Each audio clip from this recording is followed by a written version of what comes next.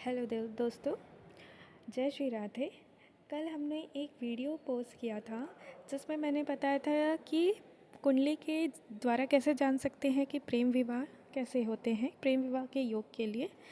लेकिन बहुत लोगों का मैसेज आया मेरे पास कि उनको जो है ये समझ में नहीं आ रहा है, तो मैं एक एग्ज़ाम्पल के माध्यम से आपको बताऊं कि प्रेम विवाह के योग कैसे देखे जाते हैं। तो हम एक छोटा सा एग्ज़ाम्पल ले लेते हैं। जैसे लग्न क्या होता है ना। तो मेरे पिछले वीडियो में मैंने बताया है कि लग्न क्या होता है।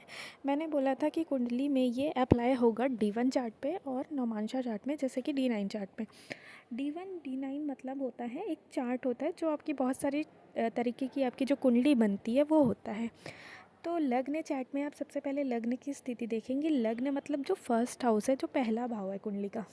अब पहला भाव से हम लोग कहाँ जाएंगे, एंटी क्लॉकवाइज जाएंगे।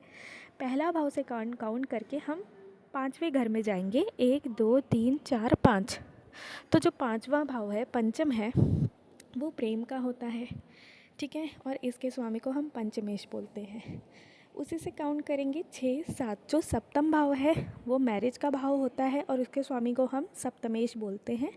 फिर काउंट करेंगे 8 9 10 11। 11 को एकादश बोलते हैं और उसके स्वामी को एकादश भाव बोलते हैं, उसके स्वामी को एकादशेश बोलते हैं।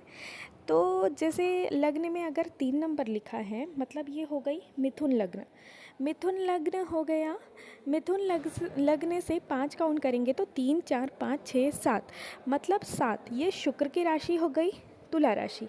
अब शुक्र अगर सप्तम भाव में आके बैठ जाता है या फिर सातवां सप्तम भाव में, जो सप्तमेश जो है, सप्तमेश मतलब हो गया यहाँ पर 7 8 9। गुरु, जैसे शुक्र और गुरु की प्लेसमेंट अदला बदली हो जाती है। शुक्र गुरु के घर में और गुरु शुक्र के घर में बैठ जाता है, पंचम भाव में सप्तम, सप्तम भाव से पंचम, या फिर दोनों की युति कहीं पर हो जाती है, मतलब शुक्र और गुरु साथ में आके बैठ जाते हैं किसी भाव में, तो ये लव मैरिज के प्रबल योग है।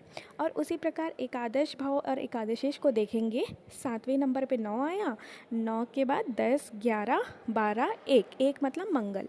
अब कुंडली में कहीं पर भी पंचम मतलब शुक्र की मंगल के साथ युति होती है, गुरु की मंगल के साथ युति होती है, या शुक्र गुरु और मंगल कहीं पर भी आके बैठ जाते हैं, तो ये प्रेम विवाह के लिए अच्छा योग माना जाता है।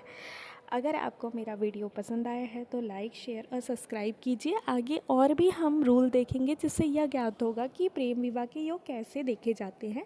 अगर आपको इससे कुछ भी रिलेटेड कुछ भी डाउट होता है तो आप मुझे कमेंट करके बता सकते हैं। जय श्री राधे।